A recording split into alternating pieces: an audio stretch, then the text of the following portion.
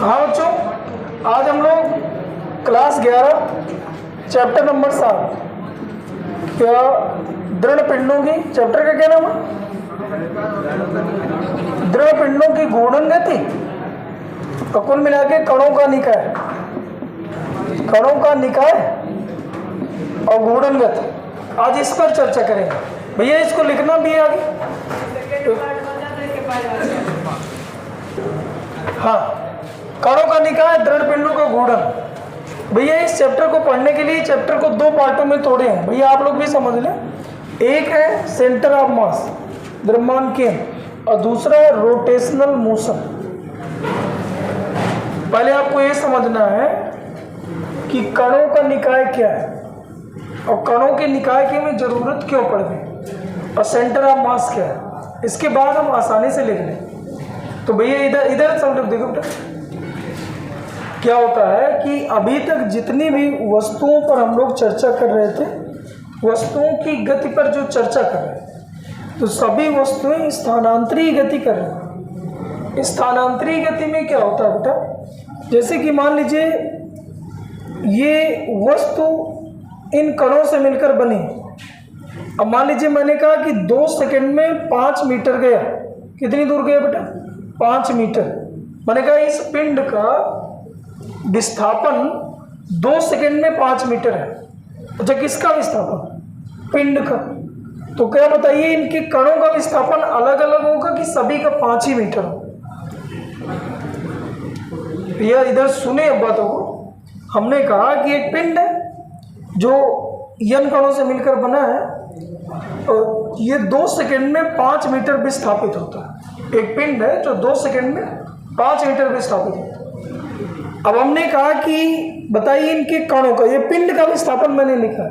अब कणों का विस्थापन सभी का 5 मीटर है कि किसी का 5 से कम है कि 5 से ज़्यादा है कि अलग अलग हो सकता है। जैसे मान लीजिए ये वाला जो अणु होगा यहाँ होगा, ये वाला जो अणु होगा वो यहाँ होगा।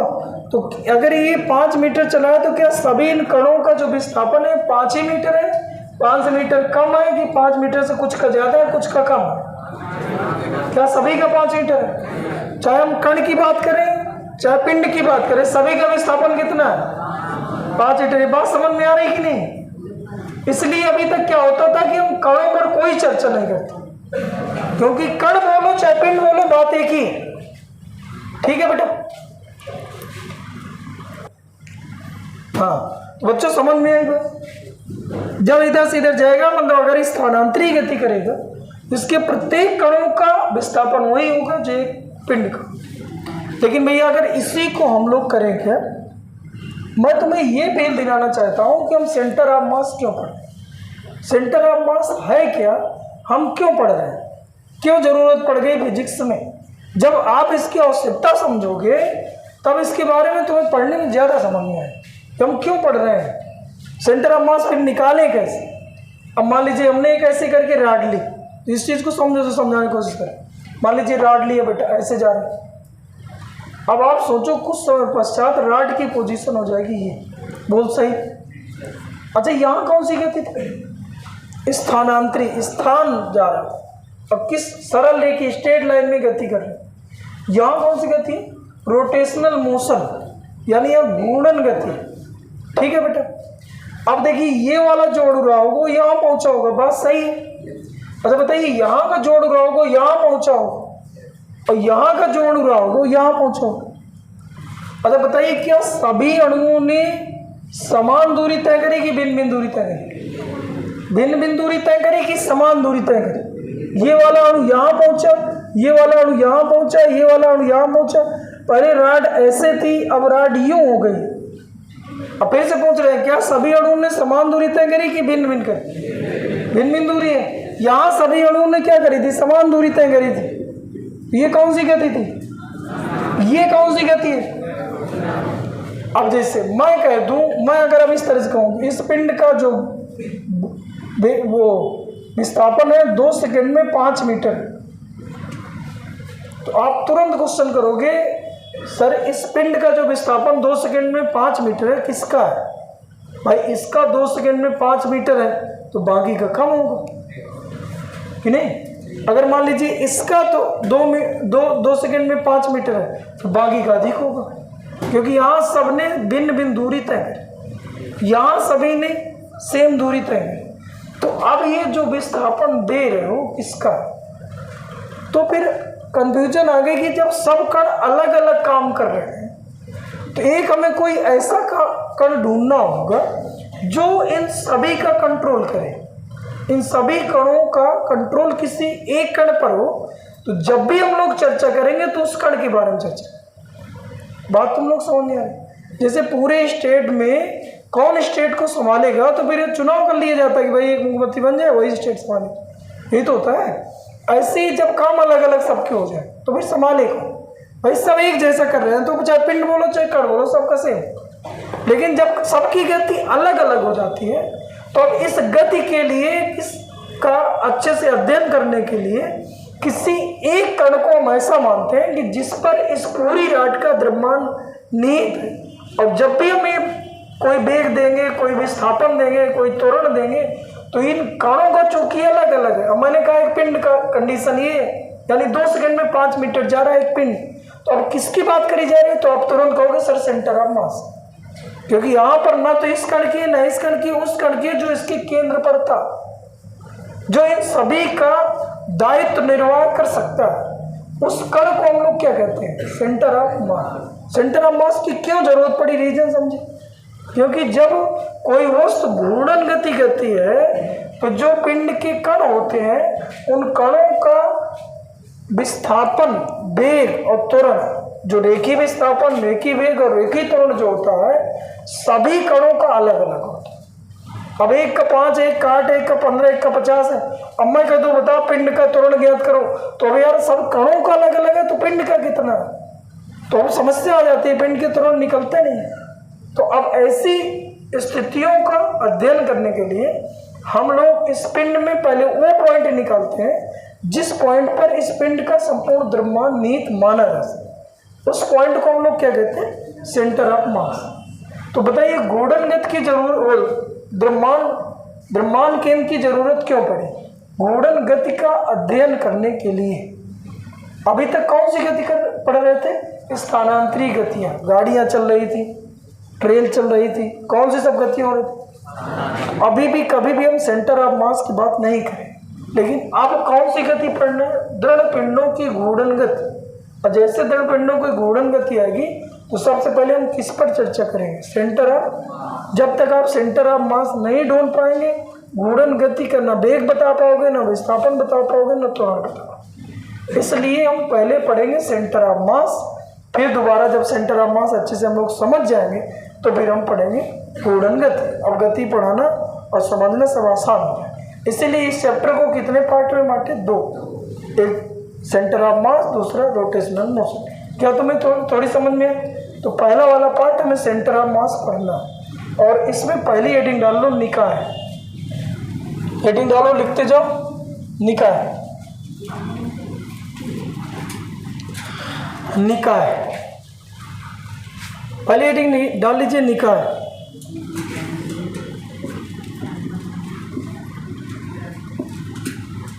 निकाय बेटा, अब देखिए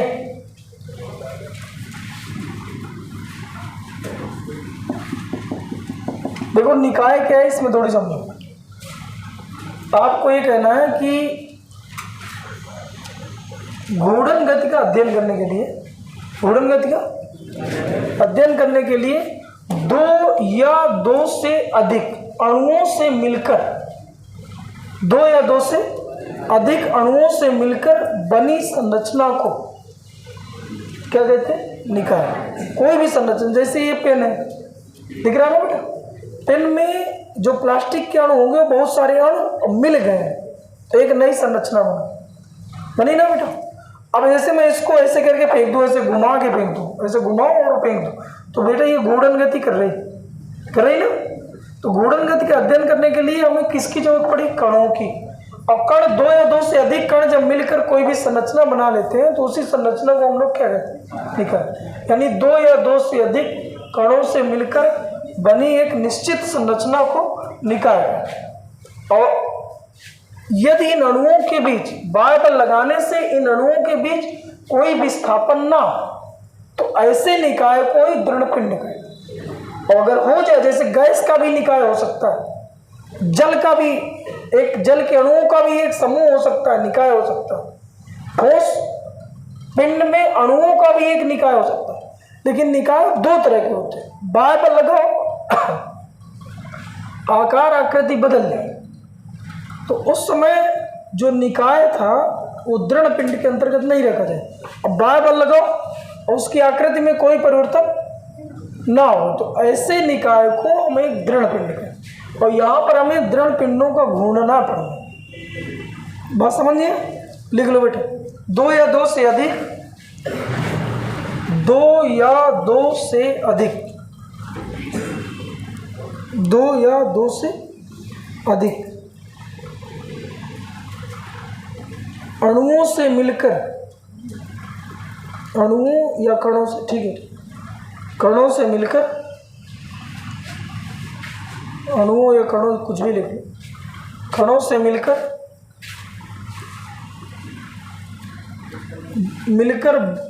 बनी संरचना को, बनी संरचना को निकाय कहते हैं।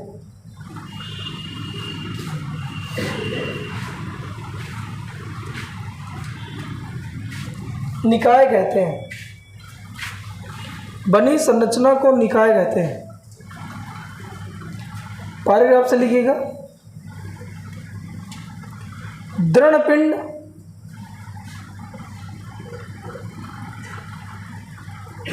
अनंत कणों से मिलकर बना एक ऐसा निकाय होता है। दृढ़ पिंड, दृढ़ पिंड अनंत कणों से मिलकर बना एक ऐसा निकाय होता है। दृढ़ पिंड अनंत कणों से मिलकर बना एक ऐसा निकाय होता है जिस पर बाह्य बल लगाने से अणुओं के बीच, जिस पर बाह्य बल लगाने पर अणुओं के बीच कोई विस्थापन नहीं होता, कोई विस्थापन नहीं होता,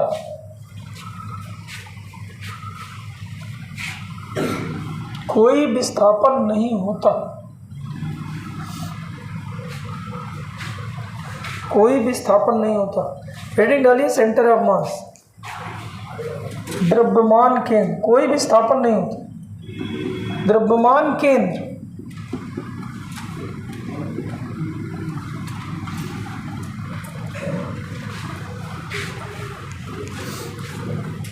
हमने बताया निकाय क्या है, तो 2 या 2 से अधिक कणों से मिलकर बना एक ऐसी संरचना, यही कहते हैं, बनी किसी भी तरह की संरचना को हम लोग निकाय कह देते हैं। और ऐसी संरचना जिनमें बाह्य बल लगाने से उनके अणुओं के बीच कोई विस्थापन ना हो, ऐसी संरचना को हम दृढ़ पिंड। वास्तव में कोई भी वस्तु दृढ़ पिंड नहीं होती। जैसे मान लीजिए इस पेन पर हम बल लगा रहे हैं और अणुओं के बीच कोई विस्थापन नहीं कर पा रहे, जो अणु जहाँ वही है, इसका मतलब हमारे लिए क्या है, दृढ़ पिंड। बात समझ गए ना। लेकिन अगर हम इसमें हथौड़ा बांध दिए होते, विस्थापन हो गया होता, इसका मतलब ये आदर्श दृढ़ पिंड नहीं है। अब कोई भी वस्तु इस प्रकृति में, कोई भी वस्तु आदर्श दृढ़ पिंड नहीं हो, लेकिन समान स्थितियों को ध्यान में रखते हुए पिंडों को दृढ़, मतलब जो हम नहीं कर पा रहे हैं वो दृढ़ है, जो नहीं कर पा रहे हैं वो दृढ़ नहीं। बात समझ गए बेटा? ठीक है। अब सेंटर ऑफ मास देखते हैं, द्रव्यमान केंद्र। भैया जब भी कोई वस्तु घूर्णन गति करे, कौन सी गति, मान लीजिए देख ऐसे, एक मान लीजिए छोटा सा एक पिंड है और ऐसे करके मैंने इसको घुमा के फेंक दी, थोड़ी देर बाद ये हुआ, फिर ये ऐसे हुआ, फिर ये ऐसे हुआ, ऐसे हुआ, फिर ये ऐसे हुआ, फिर ऐसे हुआ, जाके ऐसे जाके गिर। बात तुम्हें समझे कैसे, ऐसे ऐसे ऐसे ऐसे ऐसे ऐसे जाके घूरो।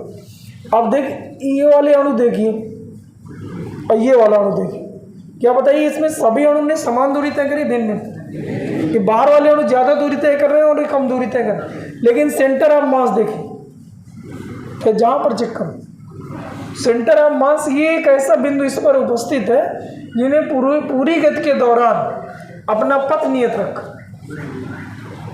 ना। आपको क्या कह देना कि घूर्णन गति का अध्ययन, ऐसी गतियों का अध्ययन करने के लिए पिंड पर उपस्थित यानी पिंड के अंदर हो सकता है, पृष्ठ पर हो सकता है, बाहर हो सकता है, उपस्थित एक ऐसा बिंदु जिस पर पिंड का संपूर्ण द्रव्यमान निहित माना जा सके। अध्ययन करने के लिए माना रहे, पिंड ऐसा है नहीं कि पूरा पिंड इसी द्रव्यमान पर अभित रहे, लेकिन इस पिंड का संपूर्ण द्रव्यमान इसी पिंड पर निहित माना जा सके। उस जो है बिंदु को सेंटर ऑफ मास है। किस गति का अध्ययन करने के लिए? कौन सी? घूर्णन गति का अध्ययन करने के लिए किसी पिंड या निकाय के अंदर, पृष्ठ या बाहर स्थित एक ऐसा बिंदु। कौन सी गति? घूर्णन गति का अध्ययन करने के लिए कोई पिंड ले लो या क्या ले लिया जाए? निकाय, मतलब 2 या 2 से अधिक पिंड भी मिल जाए, या 2 या 2 से अधिक अणु मिल जाए, या 2 या 2 से अधिक कण मिल जाए, तो निकाय कहलाए। निकाय के अंदर, पृष्ठ पर या बाहर स्थित एक ऐसा बिंदु जिस पर संपूर्ण द्रव्यमान निहित माना जा सके, क्या कहलाता है? द्रव्यमान केंद्र कहलाता है। रट के बराबर बोले, क्या बोलोगे? घूर्णन गति का अध्ययन करने के लिए किसी पिंड या निकाय के अंदर, पृष्ठ पर या बाहर स्थित एक ऐसा बिंदु जिस पर संपूर्ण द्रव्यमान निहित माना जा सके, क्या कहलाता है? द्रव्यमान केंद्र कहलाता है। रट गया? बता सचिन।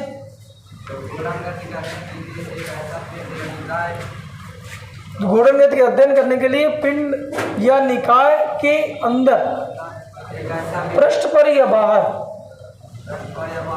स्थित एक ऐसा बिंदु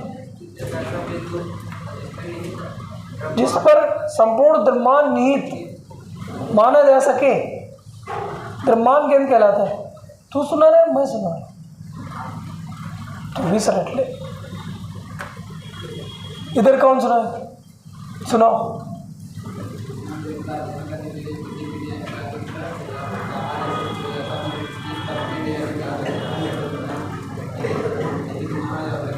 द्रव्यमान केंद्र कहलाता है। सभी लोग सोच सोच के लिखो, नकल न करना एक दूसरे।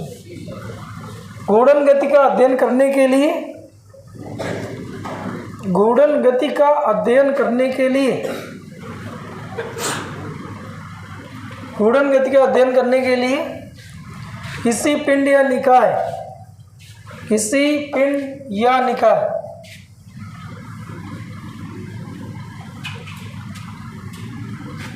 किसी पिंड या निकाय के अंदर, पृष्ठ कामा करके पृष्ठ या बाहर, निकाय के अंदर, पृष्ठ या बाहर स्थित एक ऐसा बिंदु।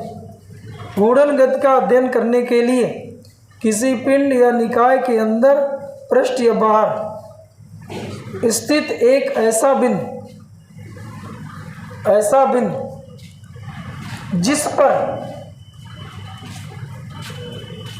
जिस पर संपूर्ण द्रव्यमान निहित माना जा सके, जिस पर संपूर्ण द्रव्यमान निहित माना जा सके,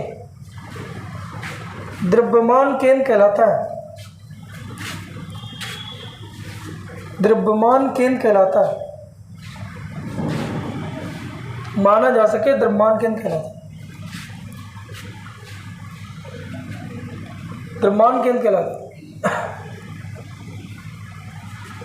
देख भैया, एक डिफिनेशन और होती। अच्छा भैया, एक समझिएगा, मान लीजिए इसको मैंने इस अक्ष के परितः घुमा दी, इस अक्ष के परितः यूं घुमा। 3D के चित्र है, थोड़ी आपको समझना पड़ेगा। अक्ष यूं है, अपिंड ऐसा है, घूमेगा यूं, ठीक है।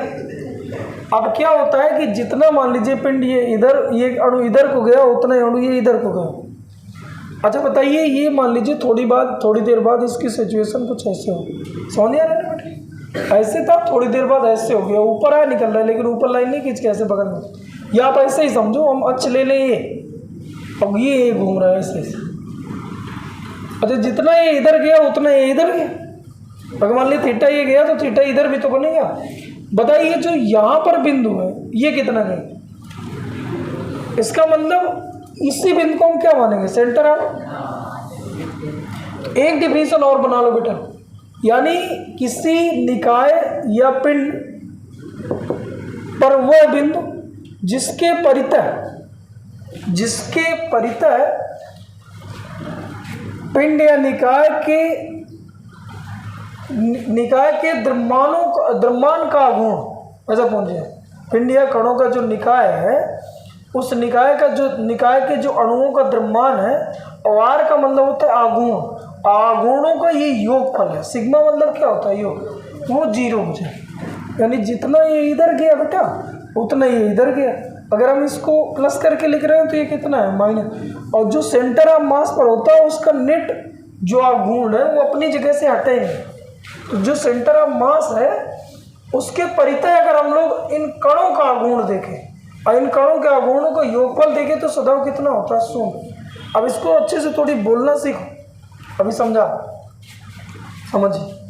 आपको ये बोलना है ये एक पिंड हो गया या निकाय बोल लीजिए, क्योंकि पिंड भी अनेक कणों से मिलकर बना एक निकाय है। बस ही आपको बोलना है किसी पिंड पर स्थित एक ऐसा बिंदु जिसके पिंड के कणों के द्रव्यमानों के आघूर्णों का योगफल 0 है। जिसके परितः पिंड के या निकाय के कणों के, मतलब कणों के द्रव्यमानों के आघूर्णों, ये द्रव्यमान है और ये आघूर्ण है। तो पिंड के कणों के द्रव्यमानों के आघूर्ण का बीजगणितीय योग कितना होता है? 0 होता है सेंटर ऑफ मास का। भैया तुम लोग समझ नहीं है क्या? भैया इधर सुन फिर से। किसी पिंड का वह बिंदु जिसके पिंड के कणों के द्रव्यमानों के आघूर्णों का योग बीजगणितीय योगफल कितना होता है? 0 होता है। उसे हम क्या कहते हैं? Centre of mass. किसी पिंड का वह बिंदु, किसी पिंड का जिसके पिंड के कणों के द्रव्यमानों के आघूर्णों का, पिंड के कणों के द्रव्यमानों के आघूर्णों का बीजगणितीय योग 0 होता है सेंटर ऑफ, यानी sigma m into are equal कितना रख दे? आया? छापे, खुद से छापो बेटा यार। इधर सुनाओगे लक्ष्मण?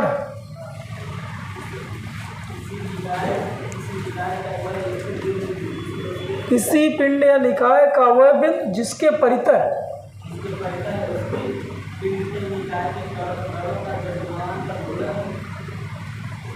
गुणन का बीजगणितीय योग। हाँ ठीक, इधर बोले जाओ, बुलाओ। किसी पिंड का बिंदु जिसके परितः पिंड के कणों के द्रव्यमानों का आघूर्णों का बीजगणितीय योग 0 होता है। हाँ, मतलब बात सबके समझ में आ गई।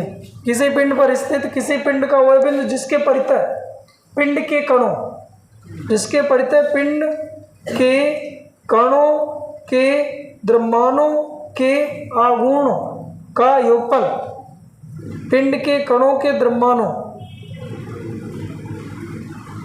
या पिंड के कणों के द्रव्यमान के आघूर्णों का बीजगणितीय योग, पिंड के कणों के द्रव्यमान के आघूर्णों का बीजगणितीय योग 0 होता है। द्रव्यमान केंद्र कहलाता है।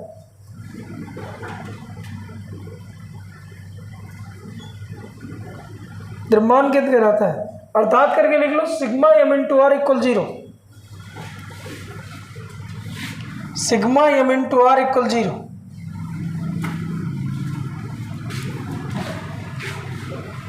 द्रव्यमान केंद्र हमें क्यों जरूरत है?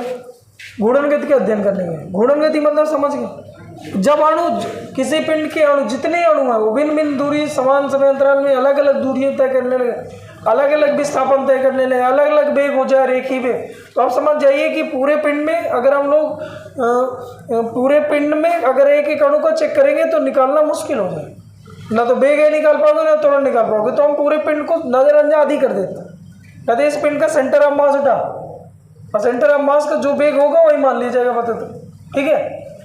अब जैसे समझ में है, अब हेडिंग डालो सेंटर ऑफ मास यानी द्रव्यमान केंद्र की स्थिति। तीसरी हेडिंग है, पहला निकाय था, दूसरा द्रव्यमान केंद्र, तीसरा है द्रव्यमान केंद्र की स्थिति। द्रव्यमान केंद्र की स्थिति, द्रव्यमान केंद्र की स्थिति का निर्धारण। नहीं, चौथी हेडिंग, पहली कौन सी थी? पहला निकाय, दूसरी गति को अगले पार्ट में लेकर, ठीक है। ठीक भैया, इधर मान लीजिए भैया हम करें क्या है, मान लीजिए कोई निकाय दो ही कणों से मिलकर बना, क्योंकि दो का सूत्र बना ले फिर n का सीधे बना ले, दो का जो होगा उन्हीं में n और आगे बढ़ा लेंगे। मान लीजिए कोई एक निकाय है, निकाय मतलब समझ रहे हो ना, निकाय किसे कहते हैं? दो या दो से अधिक कणों से मिलकर बनी संरचना को निकाय, ये तो लिखा है।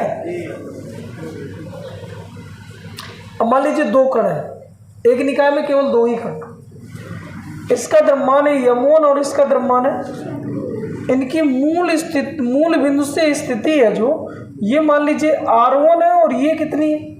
R2। बात समझिएगा ढंग से। और सेंटर ऑफ मास की स्थिति यानी ये सेंटर ऑफ मास, इसकी पोजीशन मान लीजिए यहाँ से RCM का वेक्टर, ये है बेटा। तब RCM का वेक्टर बराबर सूत्र होता है m1 R1 का वेक्टर प्लस m2 R2 का वेक्टर बटे m1 प्लस m2, ये उत्तर होता है बेटा। अब ये आता कैसे है, अभी हम इसकी उत्पत्ति करा देंगे, कहाँ से आया अभी तुम्हें पूरा मैं ढंग से समझा।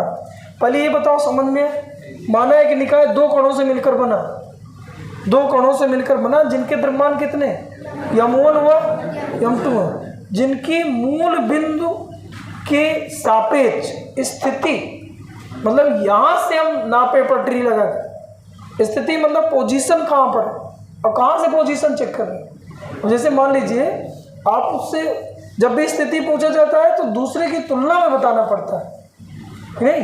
जैसे आप घर की तुलना में 2 किलोमीटर दूर है, स्कूल की तुलना में इतनी मीटर दूर है, अब कोचिंग की तुलना में कोचिंग में बैठे मतलब 0 है, तो किसी एक बिंदु के सापेक्ष पोजीशन बताई जाती है। इसलिए हम कह रहे हैं जिनकी स्थिति मूल बिंदु के सापेक्ष R1 का वेक्टर हुआ R2 का। यदि द्रव्यमान केंद्र की स्थिति RCM सेंटर ऑफ मास के चक्कर में हमने बेस में CM लगा दिया, RCM का वेक्टर हो तो सेंटर ऑफ मास की पोजीशन ये है। बात समझिए, देखिए माना, हाँ माना, पहले माना लिखिए, माना एक निकाय दो कणों से मिलकर बना है, माना एक निकाय दो कणों से मिलकर बना है, माना एक निकाय दो कणों से मिलकर बना है, मिलकर बना है, जिनके द्रव्यमान क्रम से, जिनके द्रव्यमान m1 व m2, जिनके द्रव्यमान m1 व m2 हैं, जिनके द्रव्यमान m1 व m2 हैं, लिखा बालकों, m1 व m2 मूल बिंदु के सापेक्ष यदि इनकी स्थिति, मूल बिंदु के सापेक्ष यदि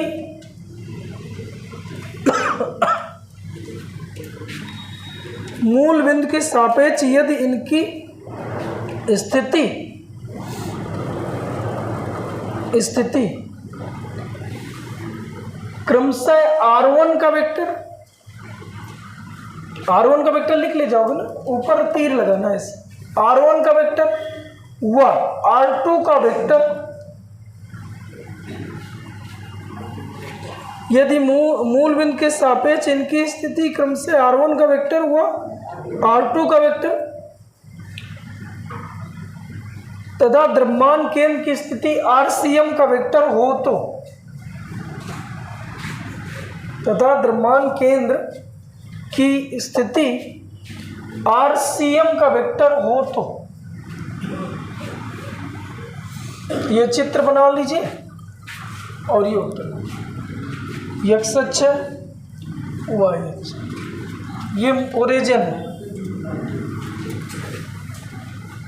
दिख रहा है।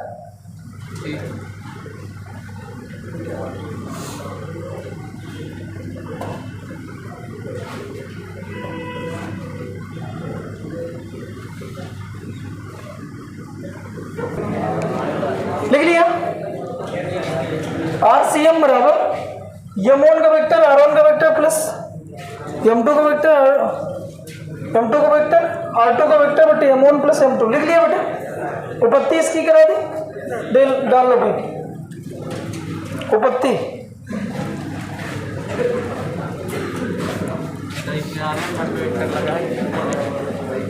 नहीं, केवल द्रव्यमान एक आदेश है।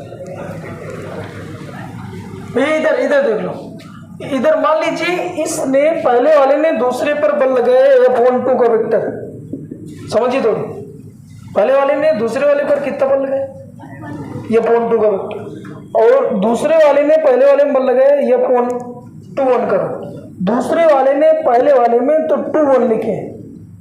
अच्छा एक बात मुझे बताओ, समझिए ढंग से समझिए, मैं इधर पे लगाऊं ऐसे करके 10 न्यूटन बल, इधर पे लगाऊं 10 न्यूटन बल, समझिए। अब ये नीचे ना गिरे, इसके लिए मैं क्या करूं, यहां लगाओ 10, यहां लगाओ 10, तो नेट बल कितना हो जाए, जो गति रही आएगी। बात सही है ना, गुरुत्व का प्रभाव न करना। अगर आपको ऐसा नहीं करना तो आप ऐसा भी कर सकते हो, यहाँ लगाओ 20, इन्हें लगाओ ही ना, बताइए गिर जाए क्या। अच्छा बताइए, इस पिंड के प्रत्येक कणों को पृथ्वी अपनी तरफ खींच रही, अगर मैं छोड़ दूंगा सभी कण एक समान स्थानांतरित गति करेंगे, वो वहां स्थानांतरित हो जाए, जमीन पर पहुंच जाए।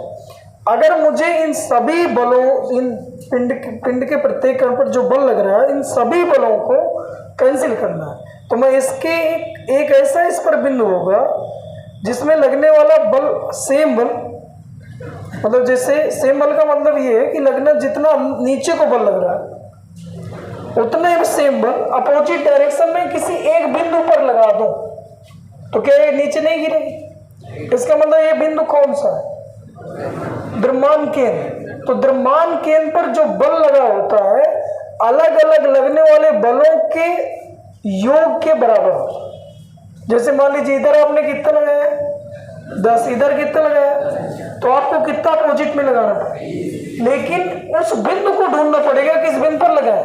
अभी नहीं कि तुम 20 लगाओ रुकी रहे, 20 ये लगाओ, कहानी पलट जाएगी, न हो जाएगी, 20 यहाँ लगाओ, ऐसे पलट जाएगी।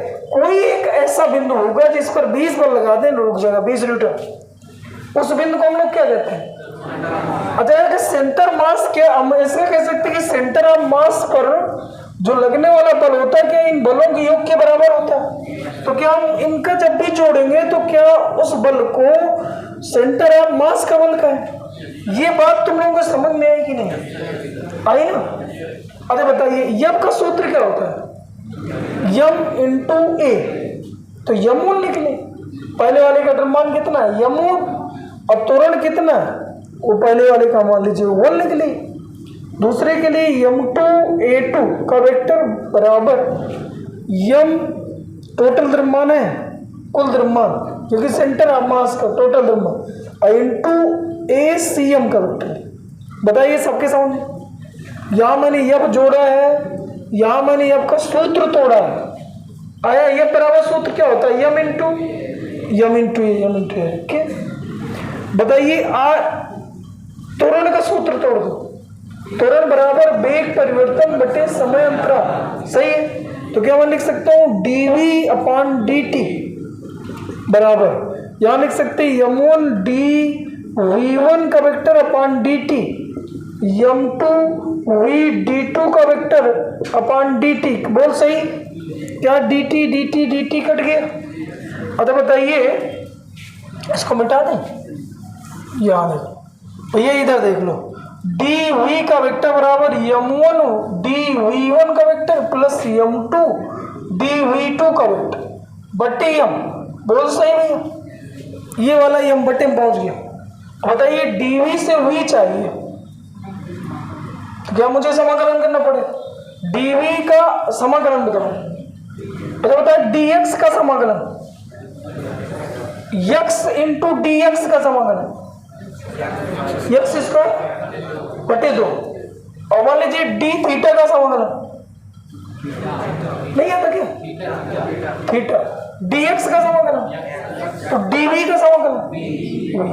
बताइए कितना हो जाएगा, m1 v1 plus m2 v2, सही लिख रहा हूं बेटा, बटे m किसका द्रव्यमान है, सेंटर ऑफ, मतलब कुल द्रव्यमान, पूरी निकाय का कुल द्रव्यमान। जैसे मैं कह दूं यहां मैंने बल लगाया, तो सेंटर ऑफ मास की डिफिनीशन क्या है, वह बिंदु जिस पर इसका संपूर्ण द्रव्यमान नहीं माना जाए।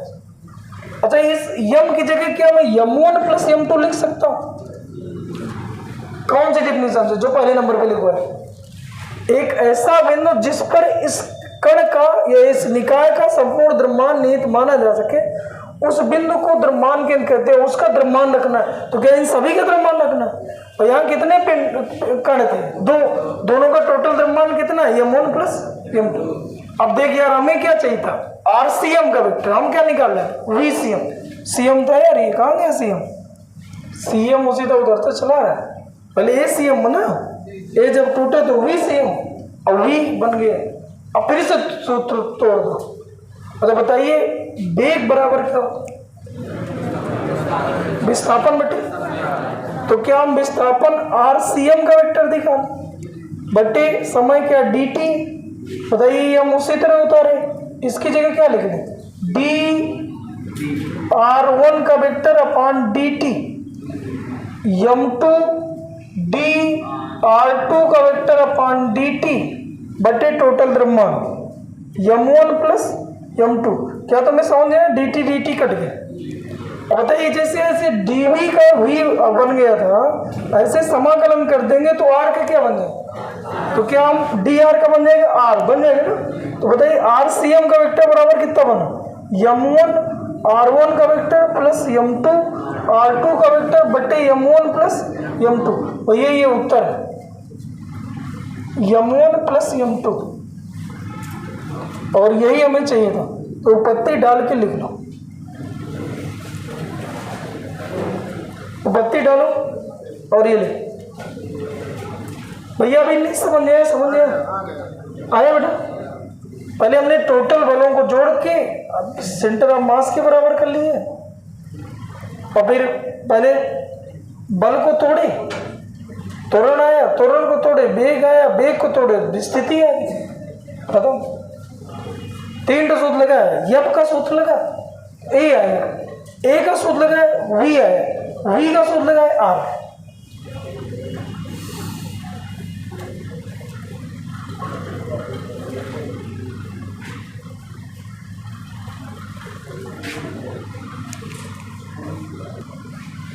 समझ गए ना भैया, यहां से उतार लो।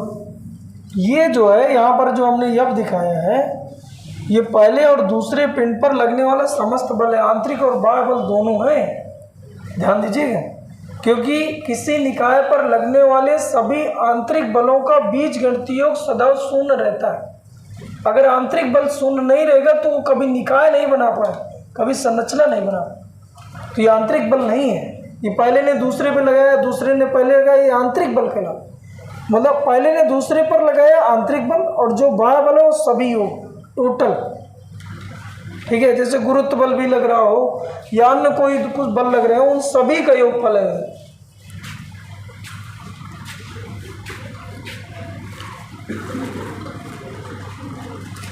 M1 R1 का वेक्टर प्लस M2 R2 का vector plus M1 plus M2 बटे M1 प्लस M2 लिख लिया ना बेटा, RCM का वेक्टर। कहीं आपका डाउट हो पूछ लो